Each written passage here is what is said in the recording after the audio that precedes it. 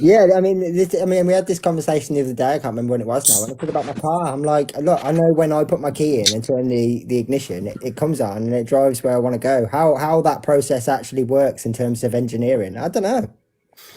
I think it comes on is a little bit of a limited way of talking about an But internal you know what I combustion mean? I engine know there, what the Andy. lights mean. I know how to drive. I've passed Oh, my look, it test. But comes in on. terms of the general engineering practice, no idea. Couldn't tell you.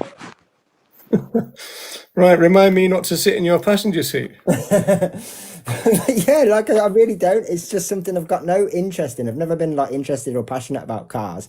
And yeah, other than the bare basics that I needed to know to pass my test and to be able to drive, everything else I'm not sure about. I don't know how it works. Hmm. But But going like back to, I know what a carburetor is in terms of that it exists, what its purpose is. are we getting Don't know. technical now? Yeah, Carburetor, that's what I'm Andy. saying. I know it's a word. Well, going back to what Reggie said, to take that seriously, processed food can be a problem wherever it is in whatever shape.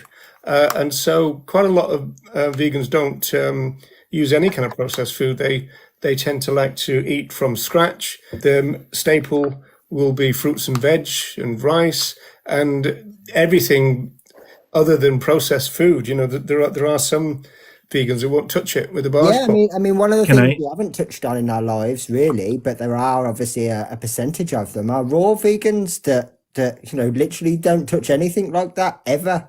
So, saying process is a weird thing because everything is processed. Like broccoli, things like that are all processed through GMOs, and GMO not being like gene introducing from animals, GMO just from natural like cross pollination. That's a genetically modified organism, and that's a process, right? So when I hear people demonize processed foods, we think of processed foods as like fast food, Yeah, McDonald's, yeah. spam, canned meat. We Spam, spam, spam, those things spam, like spam, spam. yeah, I'm not like sure how old you are, Reggie, so I'm going to touch on this pretty delicately. But do you know how non-vegan foods are made? Yes. So, the one thing that I would say that I definitely know about plant-based food is there's no rights violations, which is the key difference. Right.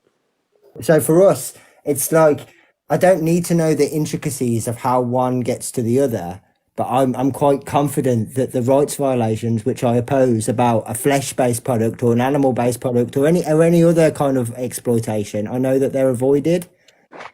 Right. Another And that, thing that would change the processing is when they invented mechanically recovered meat, as it was called, which meant that they use high-powered machinery to blast.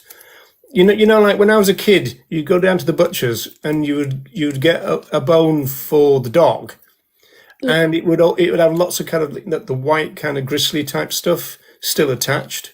That's all blasted off the bone now, because I know McDonald's got into trouble probably I don't know 15, 20 years ago, maybe because they used to produce something which ended up being called pink slime, which was like a meat slurry. It was called, yeah.